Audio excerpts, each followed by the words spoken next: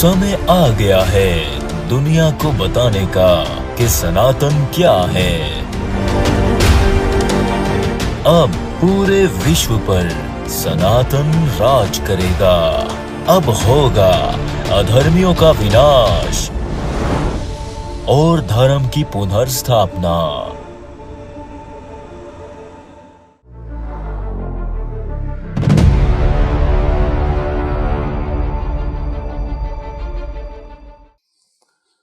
प्रिय सनातनियों, आज हम बात करने जा रहे हैं शिवलिंग पर और शिवलिंग की जो पूजा की जाती है। शिवलिंग की पूजा के नाम पर जो शिवलिंग पर दूध और जल चढ़ाया जाता है, ये क्यों चढ़ाया जाता है। इस पर बात करने से पहले हम शिवलिंग की जो वैल्यू है वो आपके सामने क्लियर करना चाहते हैं कि शिवलिंग की और शिवलिंग की जो पूजा है इसकी वैल्यू क्या है। इसके लिए हम ऐसा करते हैं कि दुनिया में जो मुख्तलिफ धर्म एग्जिस्ट करते हैं उनको सामने रखते हैं और फिर जो नतीजा आपके सामने आएगा वो आपको अचंभित कर देगा। उस नतीजे से ना केवल शिवलिंग और शिवलिंग की जो पूजा है, शिवलिंग पर दूध और जल चढ़ाना है, इसकी वैल्यू क्या है ये आपके सामने आ जाएगी, परंतु आपको ये भी पता चल जाएगा, ये ज्ञान भी आ जाएगा कि आप आज तक शिवलिंग और शिवलिंग की पूजा के नाम पर जो कुछ कर रहे थे वो क्या कर रहे थे, आप कितने बड़े धोखे का शिकार थे। तो इसके लिए हम सबसे पहले ऐसा करते हैं कि दुनिया में जितने भी नॉन रिलीजन्स हैं, जितने भी ऐसे धर्म हैं जिनको सबसे ज़्यादा प्रैक्टिस किया जाता है, उनको आपके सामने रखते हैं और उनको कंप्रेस करते हैं, उनका निचोड़ निकालते हैं। तो फिर देखते हैं हमारे सामने क्या आता है। सबसे पहले आप जूडाइज्म को रख लें, जो कि ज्यूज जी से प्रैक्टिस करते हैं। तो जब आप जूडाइज्म को कंप्रेस करें, उसका निचोड़ निकालें, तो आपके सामने दो चीजें आएंगी, दो ऐसी चीजें कि जो जूडाइज्म की फाउंडेशन, जिसके ऊपर पूरे का पूरा जूडाइज्म खड़ा हुआ है, उसकी इमारत खड़ी हुई है, अगर उन दो चीजों को निकाल देंगे, हटा देंगे, तो जूडाइज्म की जो इमारत है, जो बिल्डिंग है, वो धड़ाम से गिर जाएगी। अब वो दो चीजें क्या है? उनमें पहली चीज है बपतिस्मा, बैप्टिज्म, और दूसरी चीज है वीक में 7 डेज होते हैं, उन 7 डेज में 7 दिन में से आपने क्या करना है, एक दिन छुट्टी करनी है, और छुट्टी का दिन है शनिवार, यानी हर शनिवार को छुट्टी करनी है। पहली चीज बपतिस्मा, बैप्टिज्म, और दूसरी चीज एवरी वीक, हर हफ्ते शनिवार को छुट्टी। ये दो काम जब आप करेंगे तो तीसरा कोई काम आपको करने की जरूरत पेश नहीं आएगी, आपको कुछ भी करने की जरूरत नहीं होगी, क्योंकि सब का सब खुद बहुत ऑटोमेटिकली हो जाएगा। ये दो काम करने से ना केवल इस विश्व के किसी भी व्यक्ति की, किसी भी मनुष्य की, किसी भी मानव की, ठीक है, हर तरह की, हर प्रकार की जो समस्याएं हैं, जो मुश्किलें हैं, जो उसकी मुसीबतें हैं, जो परेशानियां हैं, वो दूर हो जाती हैं, परंतु पूरे का पूरा जो संसार है, पूरे का पूरा जो विश्व है, ये स्वर्ग बन जाता है, इसका कल्याण हो जाता है। कोई मुश्किल क्या होती है, कोई समस्या क्या होती है, कोई कठिनता क्या होती है, कोई रोग क्या होता है, कोई सुनामी क्या होता है, कोई बाढ़ क्या होती है, कोई नेगेटिविटी क्या होती है, ये विश्व हर तरह की नेगेटिविटी से पाक हो जाएगा, मुक्त हो जाएगा, पवित्र हो जाएगा। अब जो पहली चीज है बपतिस्मा, बैप्टिज्म, वो क्या है? बपतिस्मा कहते हैं जिसे आप हिंदी में कहते हैं गंगा स्नान करना, और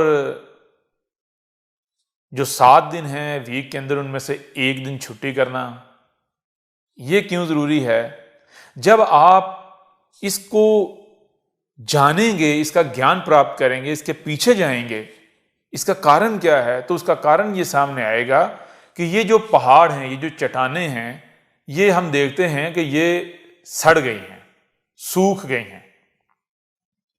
तो बताया कि ये सदा ऐसी नहीं थी, जब आप पीछे जाएंगे तो आपको पता चलेगा कि ये जो चट्टानें हैं, ये जो पहाड़ हैं, एक वक्त था जब इनका रंग दूध के जैसा सफेद था और इनके ऊपर से पानी नीचे को बहता था।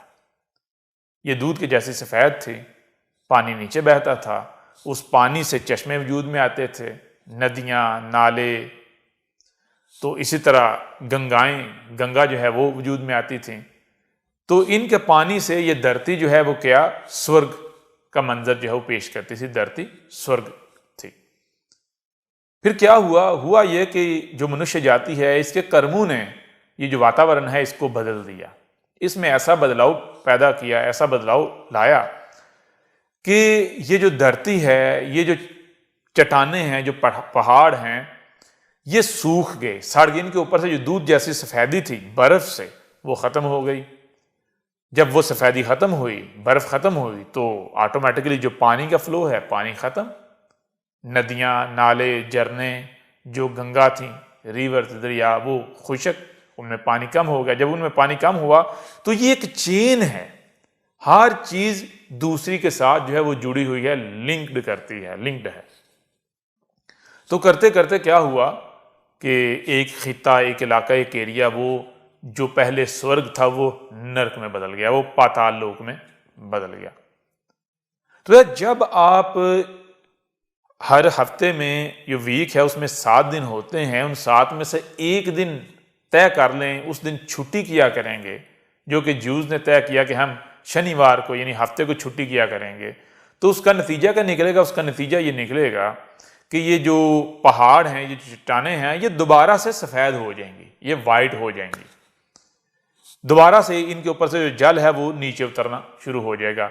जो झरने हैं, जो नदियां हैं, जो नाले हैं, वो फिर से आबाद हो जाएंगे। जो गंगा है वो फिर से आबाद हो जाएंगी। फिर उन झरनों से, उन नदियों, नालों से, वो जो गंगा है, दरिया हैं, उनके अंदर जब पानी आएगा, उस साफ सुथरे पानी से, क्लीन पानी से क्या होगा कि इस जमीन, इस धरती से तरह तरह के जो फलों वाले जो दरख्त हैं, पौधे हैं, वो निकलेंगे। जो ये जो धरती है ये स्वर्ग बन जाएगी। ये था इसके पीछे का कारण, यानी 7 में से एक दिन हर हफ्ते छुट्टी करनी।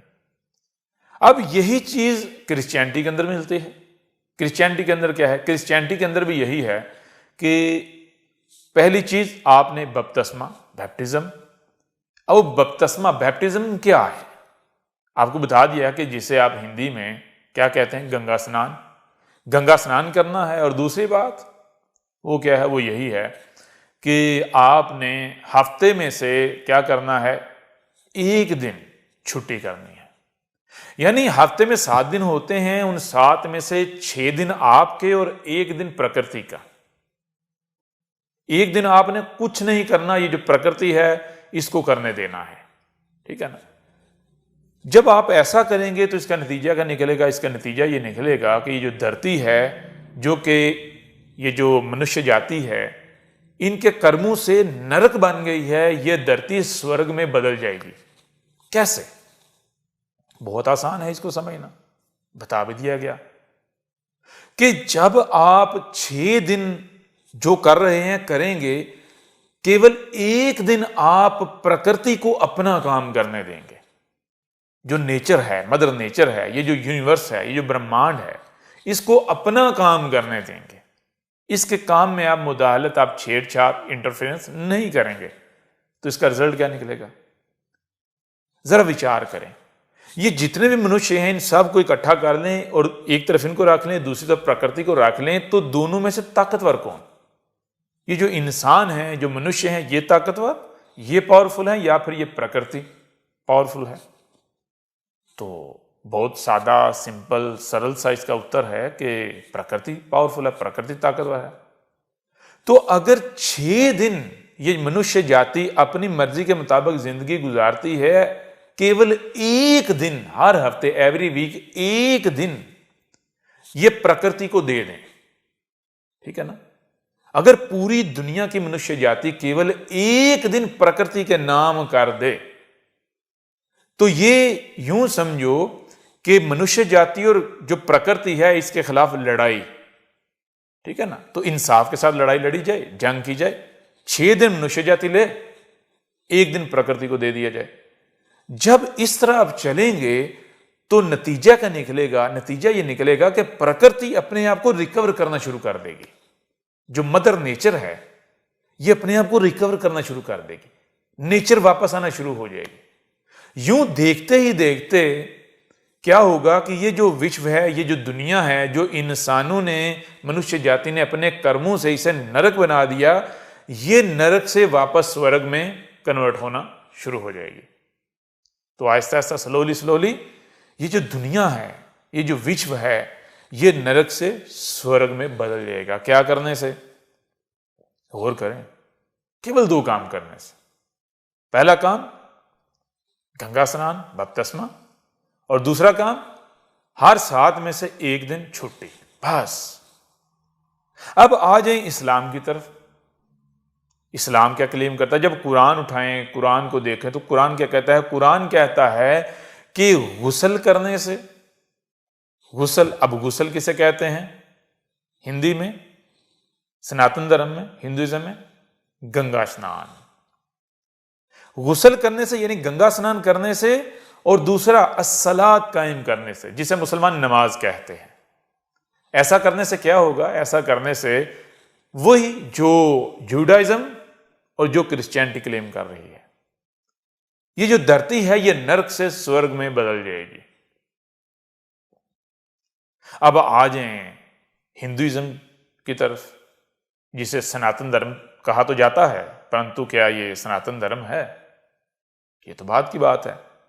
लेकिन जो भी आप कहें, आप इस तरफ आ जाएं। यहां क्लेम किया जाता है, सनातन धर्म के अंदर क्लेम किया जाता है कि गंगा स्नान करने से, गंगा स्नान से, और दूसरा काम शिवलिंग पर दूध चढ़ाने से और जल चढ़ाने से क्या होता है? पूरे के पूरे विश्व का कल्याण हो जाता है। ये जो धरती नरक बन गई, ये स्वर्ग बन जाएगी, स्वर्ग बन जाती है। आप हुए ना आप हैरान? हमने 4 धर्म आपके सामने रखे, और जब हमने उनका निचोड़ निकाला, उनको कंप्रेस किया, तो हमारे सामने जो आई, जो शय आई, जो चीज आई, उसने हमें अचंभित कर दिया। एक ही शय, एक ही चीज, सबका जो निचोड़ है वो एक। आप इन सब का निचोड़ निकालो, 4 गिलास बनेंगे, उनको आप एक जग में डाल दो, मिक्स कर दो, वापस 4 गिलासों में डाल लो, कोई फर्क नहीं पड़ेगा, वो एक ही चीज रहेगी। वो यानी कि आपस में मिक्स हो गए? नहीं, वो एक ही चीज है। ठीक है। अब इससे भी बढ़कर जो अचंभित करने वाली बात है वो ये है कि जूडाइज्म, उसको भी हजारों वर्षों से प्रैक्टिकल किया जा रहा है। क्रिश्चियनिटी, उसे भी हजारों वर्षों से प्रैक्टिकल किया जा रहा है। इस्लाम, उसे भी लगभग पिछले 1500 साल से प्रैक्टिस किया जा रहा है, जो मौजूदा इस्लाम है। और फिर जो सनातन धर्म है, सनातन धर्म के नाम पर जो किया जा रहा है, ये भी हजारों वर्षों से प्रैक्टिस किया जा रहा है, प्रैक्टिकल किया जा रहा है। लेकिन हम क्या देखते हैं? नतीजा क्या? ये धरती स्वर्ग बनी? क्या जो क्लेम किया जा रहा है सभी धर्मों के अंदर वो हुआ? नहीं हुआ। है ना हैरान कर देने वाली बात। एक तरफ ये बात अचंभित करती है कि ये धर्म जिनको आज तक अलग अलग समझा जाता रहा कि हर धर्म दूसरे धर्म का दुश्मन है, जब उनको समझा जाए तो पता ये चलता है कि ये आपस में दुश्मन नहीं है, ये तो एक ही शय है, एक ही चीज है, अलग अलग नाम दे दिए गए, तेरा और मेरा कर दिया गया और बिगाड़ दिया गया। और दूसरी बात, सभी का जो क्लेम है, जो दावा है, उसके नाम पर, उस क्लेम के नाम पर हजारों वर्षों से वो प्रैक्टिकल किया जा रहा है, उसे प्रैक्टिस किया जा रहा है, लेकिन नतीजा वो नहीं निकलता। आज तक नतीजा वो नहीं निकला। उल्टा क्या हुआ कि धरती को देखें, धरती को नरक से स्वर्ग बनाने के लिए धर्म को प्रैक्टिस किया जाता है। अपनी समस्याओं के समाधान के लिए क्या किया जाता है? धर्म को प्रैक्टिस किया जाता है। और धर्म के नाम पर जो कुछ किया जाता है, उल्टा यह धरती और नरक से नरक में बदलती चली जा रही है, और बदलती चली गई और बदल गई है, धरती नरक बना दी गई। तो जानते हैं इसका कारण क्या है? इसका कारण यह है कि आज तक किसी ने यह समझा ही नहीं कि जुडाइज्म है क्या। आज तक किसी ने यह समझा ही नहीं कि क्रिश्चियनिटी असल में है क्या। आज तक किसी ने यह समझा है ही नहीं कि इस्लाम हकीकत में है क्या।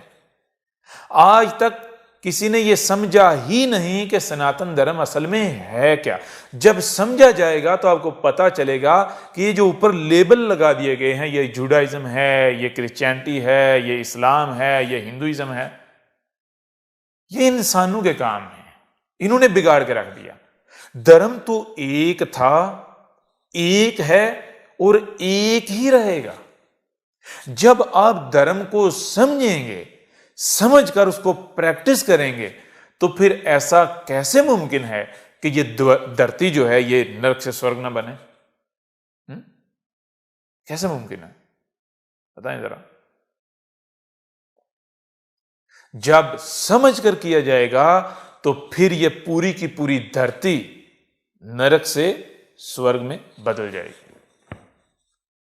तो शुरू में हमने कहा था कि हम बात करने जा रहे हैं शिवलिंग पर, और जो शिवलिंग की पूजा के नाम पर किया जा रहा है, दूध और जल चढ़ाया जा रहा है, इसका मतलब, इसका अर्थ क्या है, ऐसा क्यों किया जा रहा है, और शिवलिंग पर दूध और जल चढ़ाने की वैल्यू क्या है।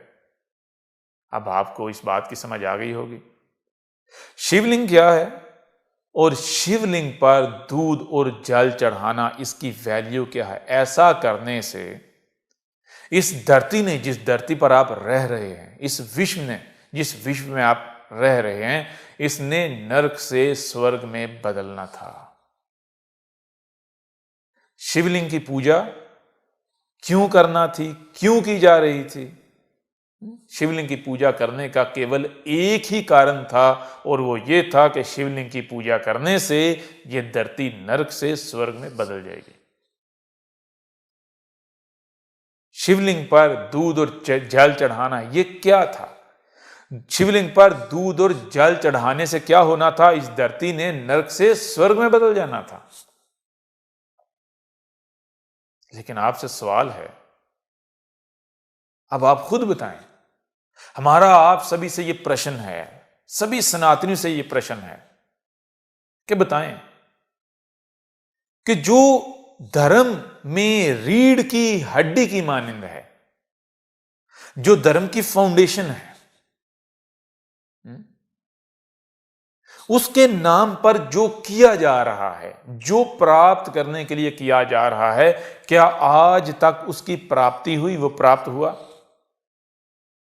उत्तर दीजिएगा, विचार कीजिएगा और उत्तर दीजिएगा। अगर नहीं तो क्या ऐसा करना छोड़ दिया गया? क्या समझने की कोशिश की गई? अगर नहीं, अगर इसका भी उत्तर नहीं में है, तो फिर जरा गौर करें, विचार करें कि आप कहां खड़े हैं, आप किस मकाम पर खड़े हैं, आप किस लेवल पर खड़े हैं। हम एक मिसाल, एक एग्जाम्पल आपके सामने रखते हैं। मान लें कि आपके हाथ में कोई ऐसी चीज है कि जिससे नुकसान हो सकता है। ले लीजिए एक पटाखा है, एक बम है, एक छोटा सा बम है, और आपके सामने कुछ बंदर हैं। आपने वो बम फेंका तो क्या होगा? वो बंदर दौड़े चले आएंगे, उनमें से कोई बंदर जो है फौरी से पकड़ेगा और क्या करेगा? पकड़कर उसको खाने की कोशिश करेगा। जब वो खाने की कोशिश करेगा तो इसका नतीजा क्या निकलेगा? वो बम फटेगा और वो बंदर मारा जाएगा, उड़ जाएगा, उसके चीथड़े उड़ जाएंगे, टुकड़े टुकड़े हो जाएंगे। अब ये मंजर बाकी बंदर देख रहे हैं। अब अगर आप दोबारा फिर से एक दूसरा बम फेंकते हैं तो क्या कोई भी बंदर करीब आएगा? नहीं आएगा। यहां आप अनुभव करेंगे, आपके सामने दो चीजें आएंगी। आपने जो अनुभव किया, दो चीजें आपके सामने आई। पहली चीज, जैसे ही आपने चीज फेंकी तो बंदर ने फौरी पकड़कर उसको खाने की कोशिश शुरू कर दी। और दूसरी चीज कि जब उससे बंदरों का नुकसान हुआ, उस बंदर का नुकसान हुआ, तो दोबारा वो जो बंदर है उसकी तरफ नहीं आए। आप लाख उनकी तरफ वो चीज फेंकें, वो दोबारा उसकी तरफ नहीं आएंगे। क्यों? उनको पता चल गया कि इससे उनका नुकसान हुआ है। ये खाने वाली नहीं, ये नुकसान पहुंचाने वाली चीज है।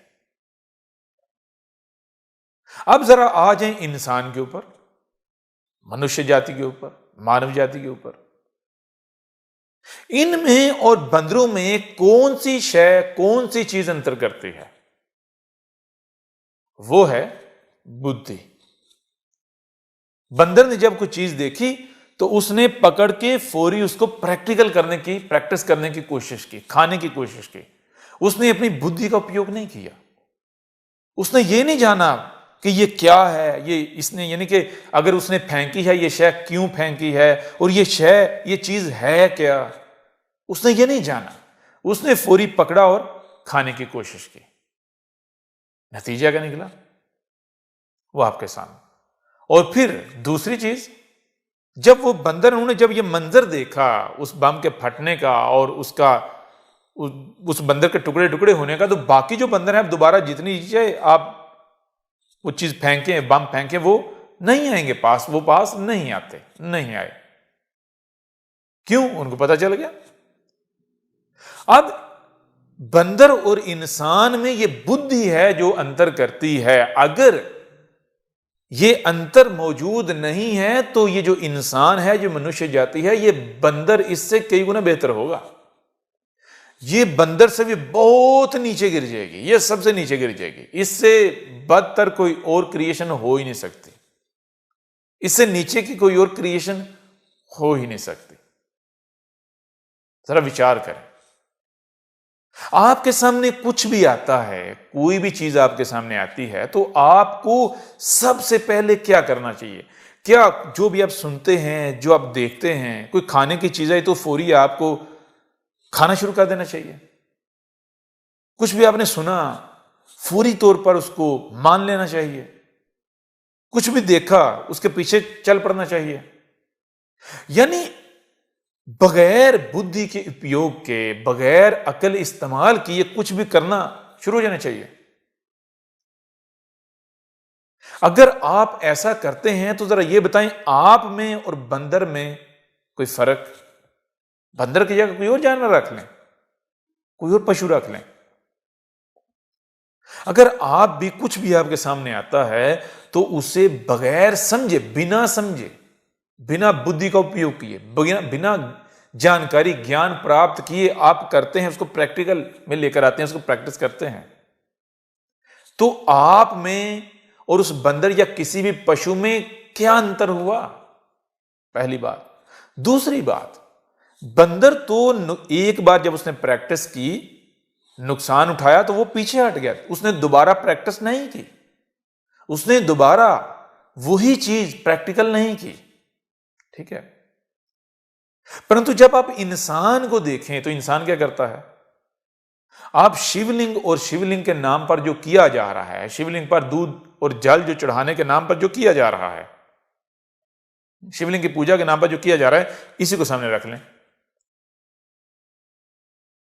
कि आप जो कर रहे हैं वो करने से आपको वो प्राप्त हो रहा है, वो प्राप्त हुआ जिसकी प्राप्ति के लिए आप ये कर रहे हैं। तो इसका उत्तर क्या है? नहीं।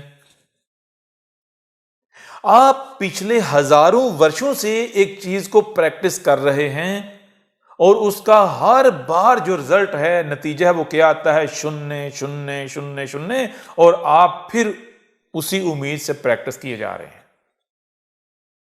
एक बार प्रैक्टिस करने से नतीजा क्या आया, रिजल्ट क्या आया? 0। दूसरी बार प्रैक्टिस करने से 0, तीसरी बार प्रैक्टिस करने से 0, चौथी बार 0, पांचवी बार 0। ना केवल 0 परंतु अपना नुकसान किए जा रहे हैं। तो बंदर तो एक बार नुकसान करवा के दोबारा उसने वो प्रैक्टिस नहीं किया, दोबारा उसने वो प्रैक्टिकल नहीं किया। लेकिन जब इंसान को देखें, मनुष्य जाति को देखें, आप अपने आप को देखें, तो आप क्या कर रहे हैं? आप तो हजारों वर्षों से ना केवल बार बार वही रिपीट कर रहे हैं, बल्कि आप उससे हर बार नुकसान उठा रहे हैं और आप बाज भी नहीं आ रहे, आप रुक भी नहीं रहे। आप नहीं ये विचार करते कि हमें जब हजारों वर्षों से ये प्रैक्टिस करते हुए वो प्राप्त नहीं हुआ जिसकी प्राप्ति के लिए हम ये कर रहे हैं या कर रहे थे, तो हमें क्यों ना विचार कर लेना चाहिए, कहीं कोई गलती तो नहीं, कहीं हमारे समझने में कोई फर्क तो नहीं आया, कहीं ऐसा तो नहीं हुआ कि हम इसे समझ ही नहीं पाए। तो जब विचार करें, उत्तर दें, तो उत्तर क्या सामने आएगा? उत्तर ये सामने आएगा कि एक तरफ आप हैं, दूसरी तरफ बंदर या बाकी जितने पशु हैं वो आपसे बेहतर हैं। बंदर आपसे बेहतर, जितने भी पशु हैं वो आपसे बेहतर। कम से कम वो दोबारा वो नहीं करते, दूसरी बार वो नहीं करते या तीसरी बार वो नहीं करते जिससे उनको पहले प्रैक्टिस करने से नुकसान उठाना पड़ता है। देखिए, मनुष्य जाति, इंसान जो अपने आप को सबसे बड़ा बुद्धिमान समझता है, बुद्धिमान कहलवाता है, वो क्या कर रहा है? तो मेरे प्रिय सनातनियों, जरा बताओ, शिवलिंग की पूजा करने से, शिवलिंग पर दूध और जल चढ़ाने से जिस विश्व ने नरक से स्वर्ग बनना था, जिस विश्व ने पाप मुक्त होना था, जिस विश्व ने अनेकों प्रकार के जो रोग हैं उनसे मुक्त होना था, समस्याओं से मुक्त होना था, जिस विश्व ने स्वर्ग का मंजर पेश करना था, वो विश्व क्या बन गया, वो दुनिया क्या बन गई? आपके शिवलिंग पर दूध और जल चढ़ाने से जिस दुनिया ने स्वर्ग बनना था वो दुनिया उल्टी नरक बन गई। और आप हैं कि आंखें बंद करके वही किए जा रहे हैं।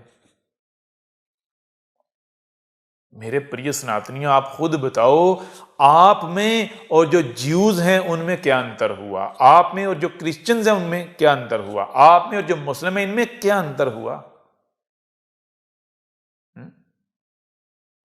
ज्यूज कहते हैं हम सुपीरियर हैं, हम ईश्वर, अल्लाह, गॉड, रब के चहीते हैं, सुपीरियर हैं हम। क्यों? क्योंकि हमने अपने पुरखों को इस धर्म पर पाया, इसलिए यही धर्म सत्य है। ऐसे ही जो क्रिश्चियन हैं वो क्या कहते हैं? हम खुदावन के, गॉड के, ईश्वर के चहीते हैं, हम दुनिया में सुपीरियर हैं। क्यों? क्योंकि हमारा धर्म जो है वो सत्य है। क्यों हमारा धर्म सत्य है? क्योंकि हमने अपने पुरखों को इस धर्म पर पाया, अपने पूर्वजों को इस धर्म पर पाया। अगर सत्य होने की यही दलील है, यही लॉजिक है,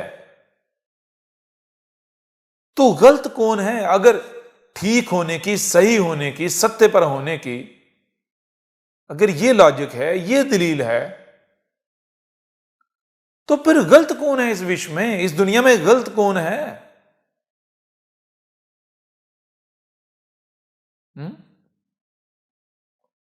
तो क्या आपको भी वही करना है जो ज्यूज कर रहे हैं, जो क्रिश्चियंस कर रहे हैं, जो मुस्लिम कर रहे हैं? या फिर आपने क्या करना है? आपने ये अंतर वाजे करना है, आपने बताना है कि हम में और उनमें ये अंतर है, ये फर्क है। हम कुछ भी करेंगे तो बिना ज्ञान के नहीं करेंगे। हम जो भी करते हैं बिना ज्ञान के नहीं करते। हम कुछ भी करने से पहले ज्ञान प्राप्त करते हैं। हम बिना ज्ञान के कुछ नहीं करते। हम अंधों की तरह अंधे बनकर, आंखें बंद करके, कान बंद करके, बुद्धि का उपयोग किए बगैर उस पर नहीं चलते जिस पर हमने अपने पुरखों को, अपने पूर्वजों को पाया।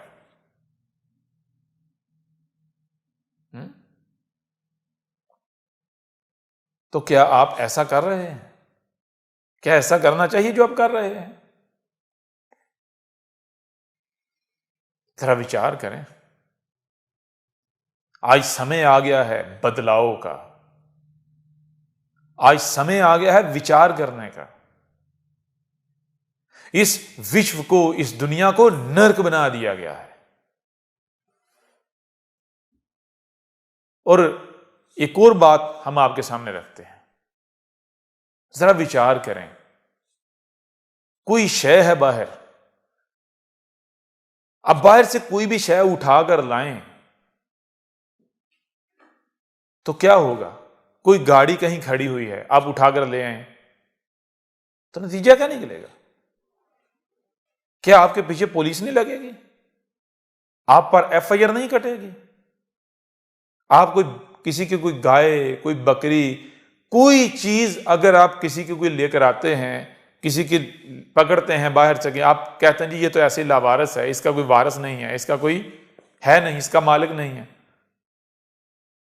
आप लेकर आते हैं, तो क्या ये चीज प्रूव नहीं होगी कि भाई कोई है जो मालिक है, जो देख रहा है? ठीक है ना? अगर आप उसकी तरफ जाएंगे, उसे लेंगे, तो उसका जो मालिक है, जो जिसकी उस पर नजर है, वो आपके पीछे पड़ जाएगा, वो आपको नहीं छोड़ेगा।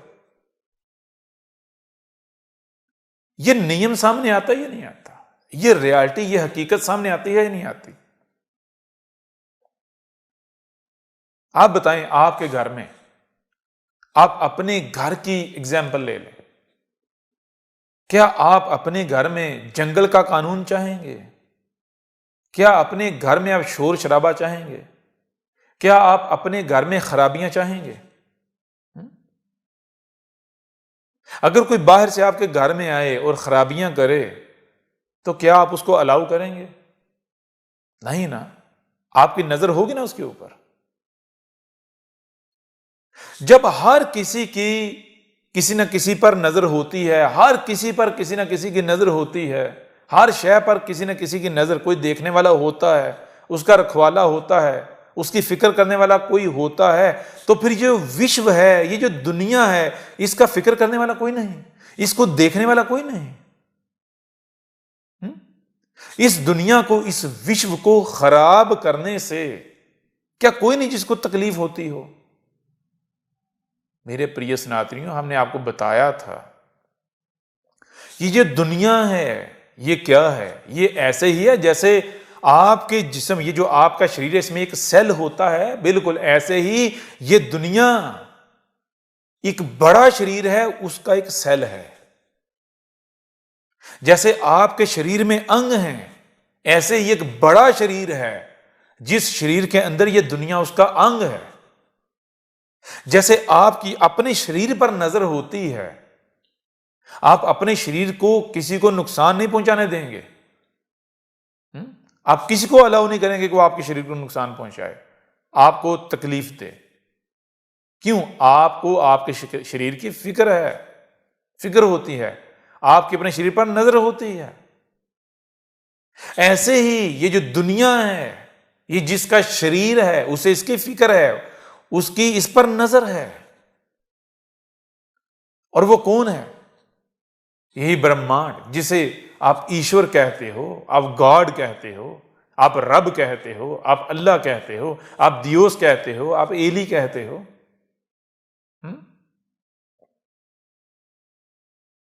जब आप अपने घर में कोई खराबी बर्दाश्त नहीं करते तो ईश्वर कैसे करेगा? ईश्वर कैसे करता है? आज तक ईश्वर टॉलरेट करता रहा, हम टॉलरेट करते रहे, हम बर्दाश्त करते रहे, सब्र करते रहे, परंतु अब नहीं, अब मजीद नहीं, अब आगे नहीं ऐसा किया जाएगा। जब आपका भी कोई नुकसान करे तो आप टॉलरेट करते हैं, बर्दाश्त करते हैं। कब तक? जितना नुकसान सहने की आप में क्षमता होती है। जब वो क्षमता की जो सीमा है उसको पार किया जाता है, उससे आगे बढ़ा जाता है, तो आप क्या करते हैं? उससे आगे नहीं आप बढ़ने देते हैं। आप छोटे हैं तो आपकी जो बर्दाश्त करने की, टॉलरेट करने की जो सीमा है वो भी लिमिटेड है, छोटी है, थोड़ी है। जो बड़ा है उसकी थोड़ी ज्यादा होगी। तो ऐसे ही जो रब है, जो ईश्वर है, ईश्वर की बर्दाश्त करने की, टॉलरेट करने की जो क्षमता है, उसकी जो सीमा है वो थोड़ी और बड़ी है, काफी बड़ी है। तो जब टॉलरेट किया जा रहा होता है तो उसका मतलब, उसका अर्थ ये नहीं होता कि भाई ये अलाउ हो गया, आप ये करते रहो।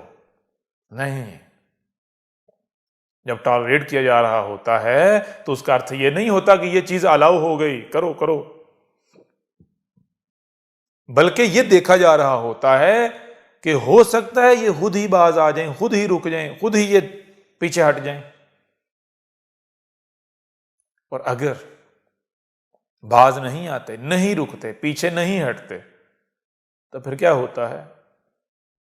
शरीर में जबान होती है, ये जीभ होती है, जीभ अपना काम करती है, जीभ बताती है कि ये ना करो। क्यों ना करो? जीभ सारा बताती है, भाई इसलिए ना करो।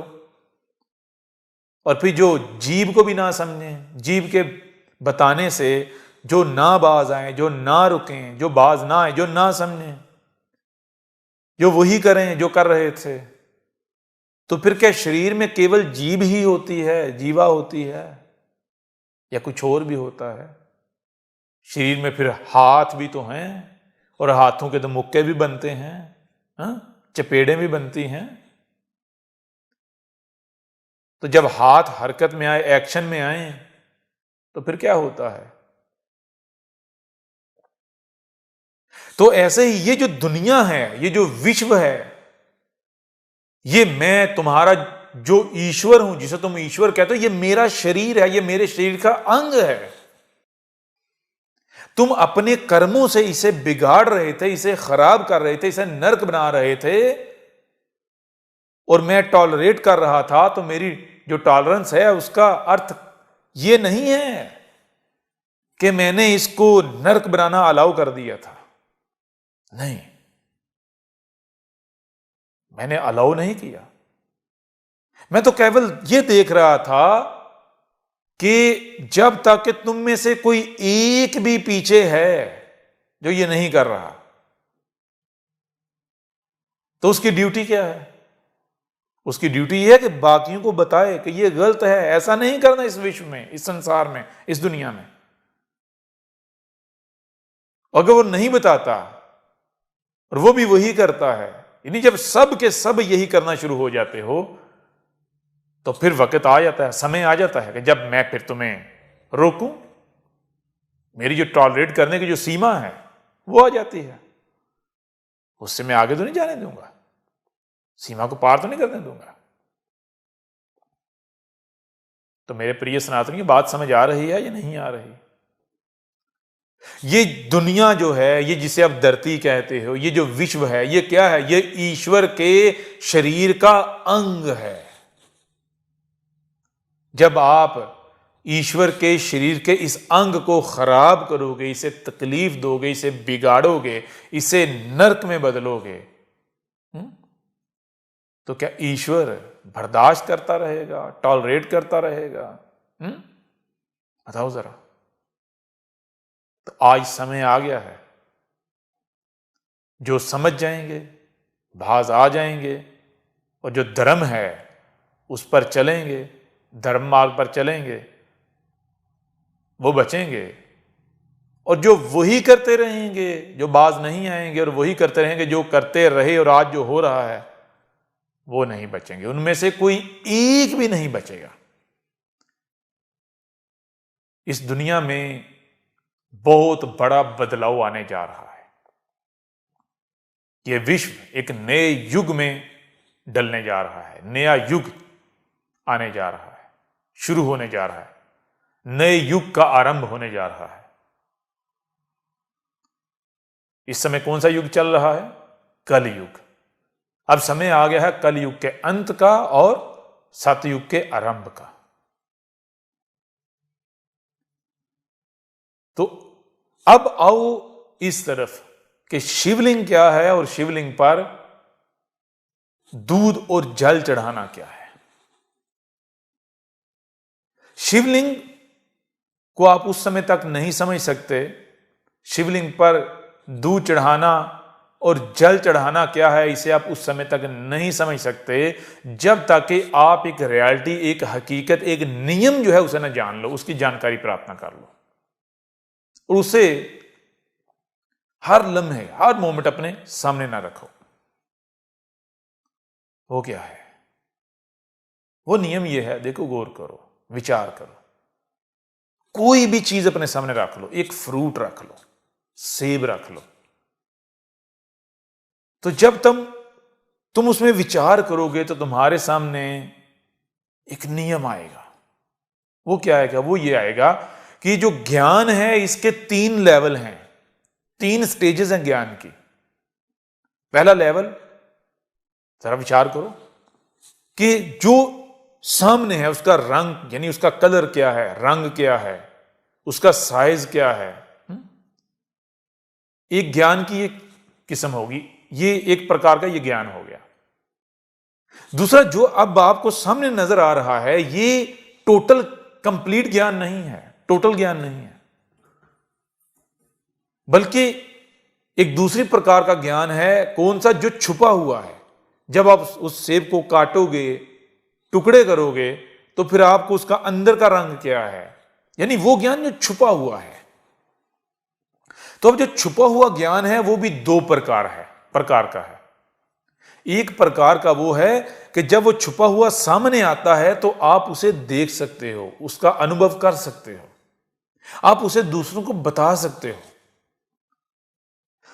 परंतु दूसरा, जो एक दूसरी प्रकार का छुपा हुआ ज्ञान है, वो है जिसे आप टेस्ट कहते हो। जैसे टेस्ट, आप सेब खाते हो तो जो टेस्ट है, तो अब ये बताओ कि टेस्ट को दुनिया की किसी भी भाषा में किसी को बताया जा सकता है?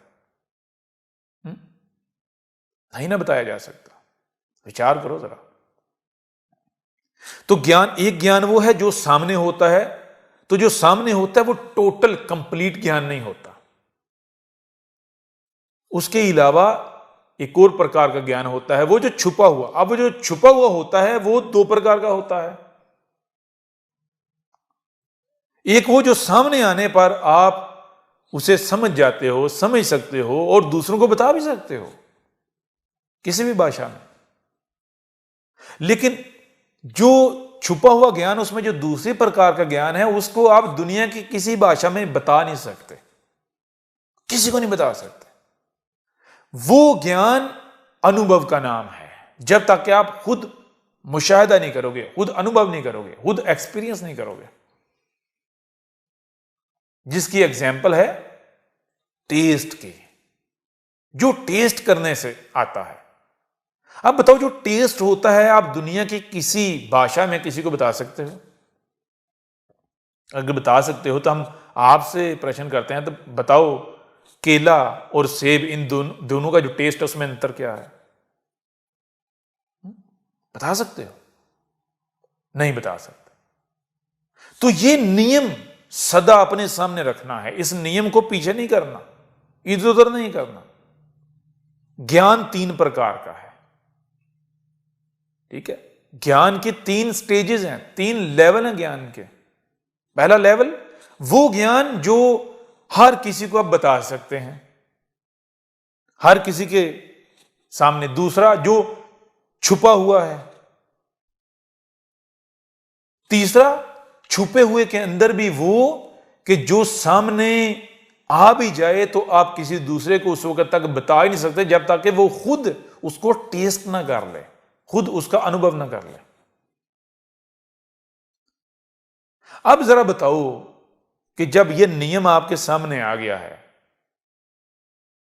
अब एक और एग्जाम्पल आपके सामने रखते हैं, उसको अपने सामने रखो। एक बोर्ड है, व्हाइट बोर्ड है, उसके ऊपर एक फिगर लिखा हुआ है, 2 + 5 × 3, इस तरह करते कि लंबा सा फिगर है। उस फिगर में से कोई एक फार्मूला जो है, प्लस माइनस मल्टीप्लाई डिवाइड, कोई एक जो है उसको छुपा दिया जाए, यहां तक कि कोई एक फिगर अगर मिटा दिया जाए, गायब कर दिया जाए, छुपा दिया जाए, तो जो रिजल्ट आएगा, जो नतीजा आएगा, क्या वो परफेक्ट होगा? बताओ जरा, हमें इस प्रश्न का उत्तर दो। क्या रिजल्ट परफेक्ट आएगा? ठीक नतीजा सामने आएगा? तो बहुत सरल सा उत्तर है कि नहीं। कितना आसान है। यह नियम है कि किसी भी चीज के बारे में अगर थोड़ा सा ज्ञान भी छुपा हुआ है, वो आपके सामने नहीं आया, तो आप उसके बारे में जो भी राय कायम करोगे, जिस नतीजे पर, जिस रिजल्ट पर आप पहुंचोगे, जो भी आप उसके बारे में सोचोगे या समझोगे, तो वो बात, वो चीज ठीक नहीं होगी। आप जो परफेक्ट जो रिजल्ट है, नतीजा है, उस पर नहीं पहुंचोगे। आपके पास जो ज्ञान आएगा उसमें कमी होगी, वो परफेक्ट नहीं होगा, वो 100% ठीक नहीं होगा,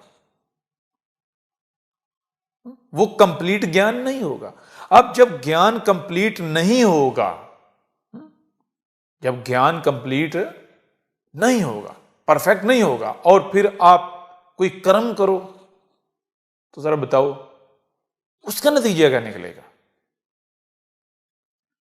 एक छोटी सी एग्जांपल और आपके सामने रखते हैं, इसी को आगे बढ़ाते हुए।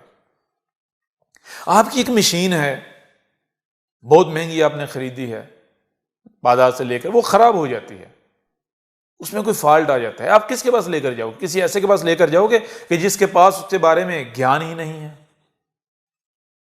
जो उसका कारीगर ही नहीं है। किसी ऐसे के पास लेकर जाओगे? नहीं।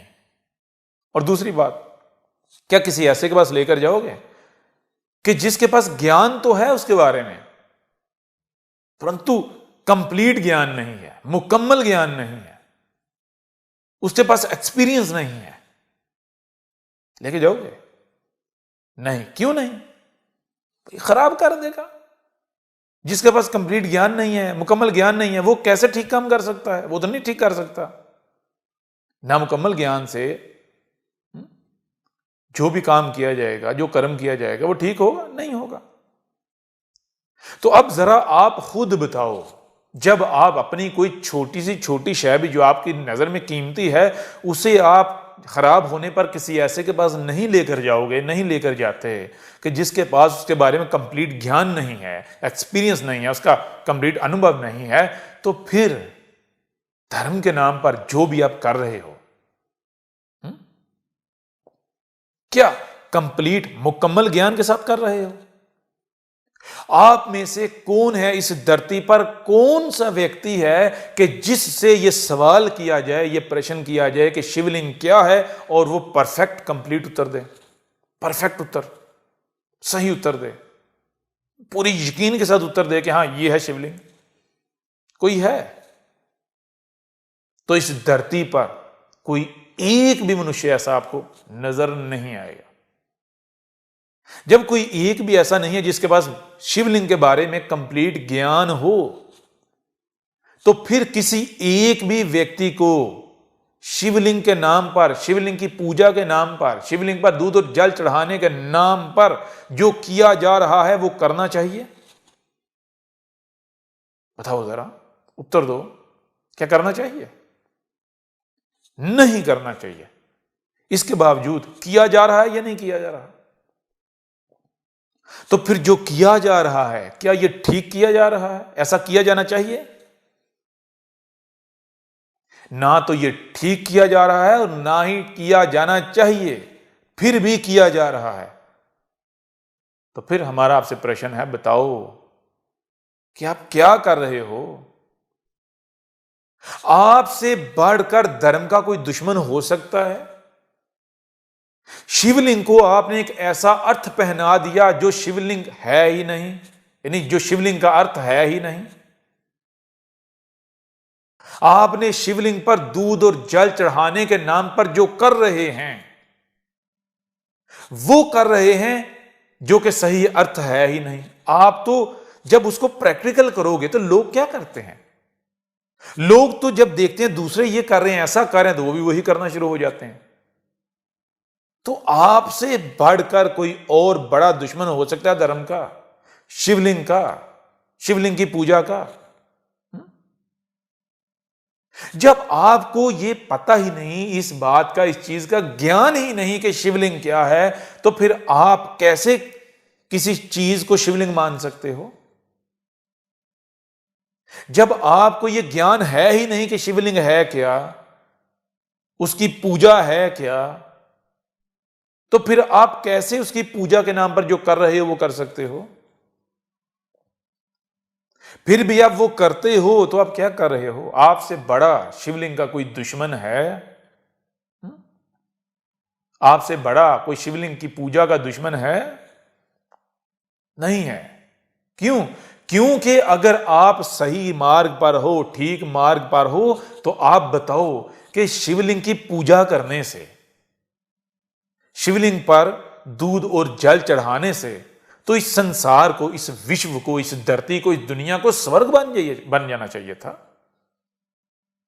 कि ये दुनिया स्वर्ग बनी? और दुनिया तो छोड़ो, आपका अपना घर स्वर्ग नहीं बना। आपका अपना घर तो बहुत दूर की बात है, आपका अपना शरीर स्वर्गीय शरीर नहीं बना। आपका अपना शरीर नरकीय शरीर बन गया, एक नरकी शरीर, जिसको अनेकों प्रकार के रोग लगे हुए हैं, अनेकों प्रकार की समस्याओं का सामना है, अनेकों प्रकार की जो संकटें हैं उनका सामना है, संकट का शिकार है। बताओ जरा, हमारे ये जो प्रश्न है इनका उत्तर दो, और हमारे जो प्रश्न हैं ये उनके पास लेकर जाओ जिनको आप बाबा, साधु, संत कहते हो, जिनको आप बड़े बड़े ज्ञानी कहते हो। उनके पास हमारे ये प्रश्न लेकर जाओ। उन्हें कहो कि आज तक तुम हमसे धर्म के नाम पर, धर्म के नाम पर, मार्गदर्शन के नाम पर हमसे माल लेते रहे, दान दक्षिणा लेते रहे। अब आओ, समय आ गया है, धर्म संकट में है। एक व्यक्ति उठा है और वो ऐसी ऐसी बातें कर रहा है, ऐसे ऐसे प्रश्न खड़े कर रहा है, तो उसके इन प्रश्नों के उत्तर दो। अब आपको ये करना है, ये आपका कार्य है। आप विचार कर रहे हैं या नहीं कर रहे हैं? अब जब हमने आपके सामने एक नियम रख दिया ज्ञान के बारे में, कि ज्ञान के 3 लेवल हैं, ज्ञान की 3 स्टेजेस हैं। इस विश्व का कोई भी व्यक्ति जब तक कि वो तीसरी स्टेज को पार नहीं कर लेता, उसको पार नहीं लेता, वहां पहुंच नहीं जाता, उसको ये राइट हासिल नहीं है, ये हक हासिल नहीं है कि वो ज्ञान के नाम पर, धर्म मार्ग के नाम पर, मार्गदर्शन के नाम पर, धर्म के नाम पर दुनिया को कोई भी बात बताए, दुनिया को कोई बात कहे। पहले वो खुद उस लेवल पर आए, उस स्टेज पर आए। जब तक वो खुद वहां पहुंच नहीं जाता तब तक उसको किसी ने ये ड्यूटी नहीं दी। उससे पहले अगर वो ऐसा करता है तो उससे बड़ा धर्म का, ईश्वर का कोई दुश्मन हो ही नहीं सकता, और ना है। ऐसे ही लोग हैं, ऐसे ही मनुष्य हैं जिन्होंने धर्म को बिगाड़ के रख दिया। धर्म जो इस विश्व का, इस संसार का सबसे आसान रास्ता है, सबसे आसान चीज है, उसे सबसे मुश्किल बना दिया। किन्होंने? ऐसे लोगों ने। और आप लोग मूर्ख बन जाते हो। क्या देख के? वही उनका जाहिर देख के, वो जो उन्होंने जाहरी जो जुब्बे कुब्बे पहने होते हैं, अजीबोगरीब किस्म का लिबास पहना हुआ होता है, कपड़े पहने होते हैं, जो तिलक लगाए हुए होते हैं, जो उन्होंने अपनी जो फैशन डिजाइनिंग की हुई होती है। आपको लगता है कि जिसने ये फैशन किया हुआ हो, ऐसी डिजाइनिंग की हुई हो, ये है भाई बाबा, ये है साधु, ये है संत, इसके पास ज्ञान होगा।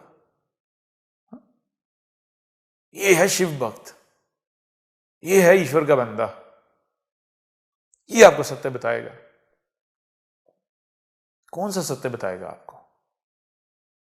विचार कर रहे या नहीं कर रहे? तो पहला नियम, ज्ञान 3 प्रकार का है। ज्ञान की 3 स्टेजेस हैं, ज्ञान के 3 लेवल हैं। जब तक किसी भी चीज के बारे में तीनों प्रकार का, तीनों लेवल्स का ज्ञान प्राप्त नहीं हो जाता, तब तक आपने वो कर्म, वो कार्य नहीं करना। कोई भी कार्य करना है, कोई भी कर्म करना है, तो वो कर्म करने से पहले ये जो ज्ञान के 3 स्टेजेस हैं, इनको पार करना है। इससे पहले अगर आप कोई भी कर्म करेंगे तो वो कर्म पुण्य नहीं, पाप होगा, और आपका हर पाप जो है आगे कई सारे जो पाप हैं उनका बीज साबित हो जाएगा। ठीक है ना? आप इस धरती को नरक बनाने वालों में शामिल हो जाएंगे। तो पहली बात हो गई है। दूसरी बात, अब जरा ये बताएं, जब धर्म की बात बताइए, धर्म है क्या?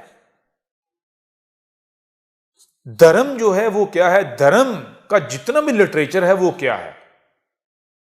धर्म जो है वो ये जो यूनिवर्स जिसे आप कहते हो, जिसे आप ब्रह्मांड कहते हो, जिसे आप सृष्टि कहते हो, जिसे आप प्रकृति कहते हो, जिसे आप विश्व कहते हो, इसको एक्सप्लेन किया गया है, इसके बारे में बताया गया है कि ब्रह्मांड कैसे फंक्शन करता है, ये कौन है, ये क्या है, ये प्रकृति कैसे वर्क करती है, इसका निजाम क्या, इसका सिस्टम क्या है, ये क्या है, ये एक्सप्लेन किया गया है, ये बताया गया है। और जब बताया जा रहा है तो आप खुद बताओ कि इसमें जो तीसरी प्रकार का, तीसरे लेवल का जो ज्ञान है, क्या उस ज्ञान के साथ बताया जा रहा है? जब आप जो धार्मिक शास्त्र हैं, जो धार्मिक लिटरेचर है, जब उसे स्टडी करते, उसे पढ़ते, उसमें से कुछ लेते हो धर्म के नाम पर, तो क्या उसमें आप जो भी उसमें से लेते हो, तो आपको उसमें तीनों प्रकार का, जो तीनों लेवल का, तीनों स्टेजेस का इल्म है, तीनों लेवल का इल्म है, ज्ञान है, वो प्राप्त होता है? मानो आप शिवलिंग की बात ले लो। शिवलिंग जो है आपने कहां से लिया? शिवलिंग पर दूध चढ़ाना है, जल चढ़ाना है, ये आपने कहां से लिया?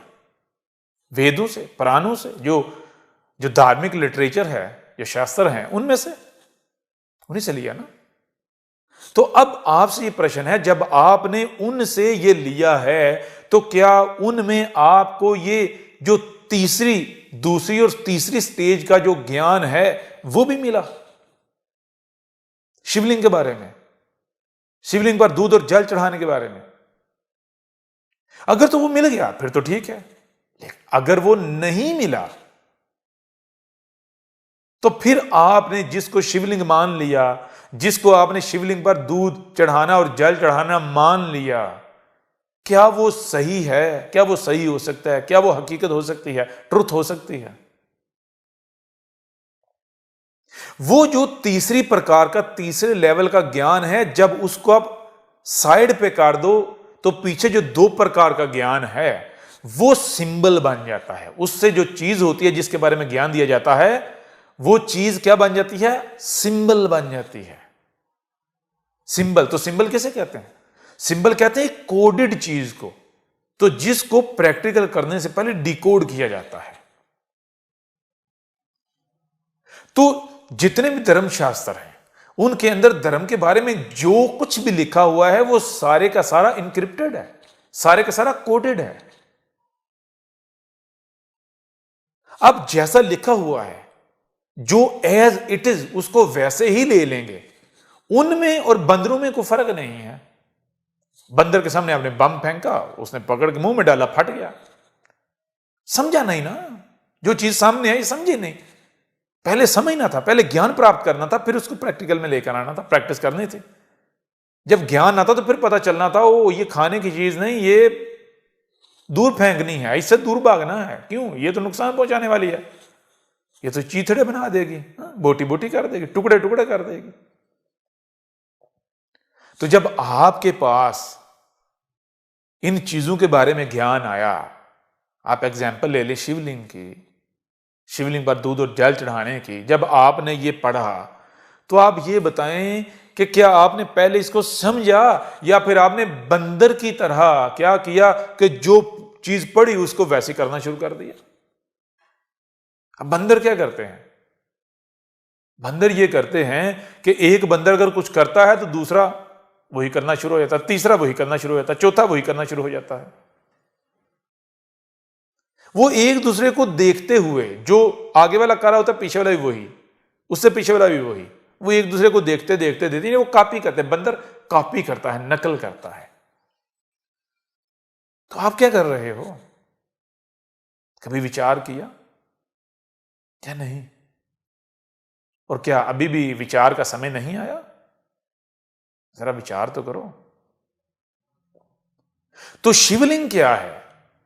सबसे पहले ये बात जान लें, इसको अपनी बुद्धि के अंदर बिठा लें, फिक्स कर लें कि धर्म के नाम पर जो कुछ भी है, जो कुछ भी एग्जिस्ट कर रहा है, जितनी भी कथाएं हैं,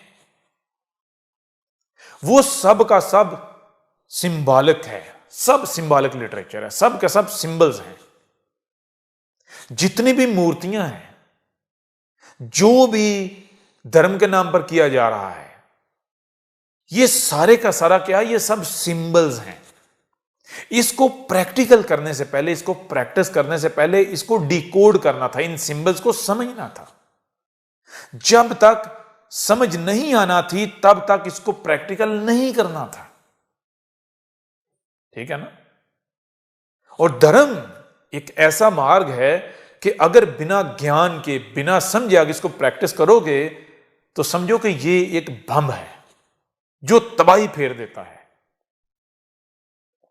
ठीक है ना? और आज पूरी दुनिया, पूरे विश्व की आप हालत देख रहे हो। ज्ञान, धर्म क्या है? धर्म तो ज्ञान का नाम है। और जब कंप्लीट मुकम्मल ज्ञान नहीं होगा, कंप्लीट ज्ञान नहीं होगा, फिर आप कुछ करोगे तो उसका नतीजा क्या निकलेगा? जो नामुकम्मल ज्ञान होता है, जो मुकम्मल ज्ञान नहीं होता, वो बहुत ही इंतहाई अति खतरनाक होता है। उससे बड़ी खतरनाक चीज कोई और है ही नहीं। तो आप क्या कर रहे हैं? आज इस विश्व की हालत क्या कर दी? अपनी आंखों से देखें किसने की? तो दो चीजें आपके सामने आ गई। पहली, ज्ञान के 3 लेवल, और दूसरी, धर्म के नाम पर जो कुछ भी एग्जिस्ट कर रहा है वो सब का सब सिंबॉलिक है, वो सिंबल्स हैं। धर्म के नाम पर जो भी एग्जिस्ट कर रहा है उसको प्रैक्टिकल करने से पहले उसको समझना, उसको डिकोड करना, उसको समझना, डिकोड करना लाजिम है, शर्त है, जरूरी है। जब तक उसे समझ नहीं लिया जाता, उसके बारे में कंप्लीट ज्ञान प्राप्त नहीं कर लिया जाता, तब तक उसको प्रैक्टिकल नहीं किया जाएगा, और नहीं करना था। दो चीजें हो गई। तो 2 नियम आपके सामने आ गए। अब जब ये 2 नियम, 2 बातें, 2 चीजें आपके सामने आ गई, अब आपको एक और चीज बड़ी आसानी से समझ में आ जाएगी। वो क्या है? वो है तीसरी आंख। तीसरी आंख का खुलना। तीसरी आंख का खुलना क्या है? तीसरी आंख का खुलना यह है कि वो व्यक्ति जिसकी तीसरी आंख खुलती है वो कौन सा होता है? जो ज्ञान की जो तीसरी स्टेज है, ज्ञान का जो 3rd लेवल है, तीसरा लेवल ऊपर वाला, जिसकी एग्जाम्पल टेस्ट किसी है, जो उसे प्राप्त कर लेता है। वो जानते हैं, जानकारी रखते हैं कि वो किसको प्राप्त होता है। वो उसी को प्राप्त होता है कि जिसमें और ईश्वर में कोई अंतर ना रहे, जो इस धरती पर चलता फिरता ईश्वर बन जाए, शिव बन जाए। ठीक है ना? तो फिर जो शिव बन जाए, जो ईश्वर बन जाए, वो आपके आगे हाथ करेगा, हाथ फैलाएगा, आपसे दान दक्षिणा लेगा, वो फकीर होगा। बताओ जरा, वो कोई फैशन करेगा, कोई डिजाइनिंग करेगा अपनी, वो कोई दिखावा करेगा, उसको कोई अपने ऊपर कोई लेबल चिपकाने की जरूरत पेश आएगी कि भाई मैं ऐसा नजर आऊं ताकि लोगों को पता चले कि मैं ईश्वर हूं। एक और नियम है, वो क्या है? कीमती चीज अपने आप को छुपाती है। जो जितनी कीमती होती है वो अपने आप को उतना छुपा के रखती है। तो जो ईश्वर का रूप होते हैं, जो इस धरती पर चलता फिरता ईश्वर होता है मनुष्य के रूप में, तो वो क्या करता है? वो ये नहीं करता जो आज आपको नजर आ रहा है बाबा साधु संत के नाम पर ये जो कर रहे हैं। ठीक है ना? वो क्या करता है, आगे चलकर इस बारे में भी आपको मुकम्मल जानकारी देंगे, डिटेल के साथ। तो अब आ जाएं वापस शिवलिंग की तरफ। शिवलिंग क्या है, अब इसके ऊपर हम बात करते हैं। समय आ गया है दुनिया को बताने का कि सनातन क्या है। अब पूरे विश्व पर सनातन राज करेगा। अब होगा अधर्मियों का विनाश और धर्म की पुनर्स्थापना।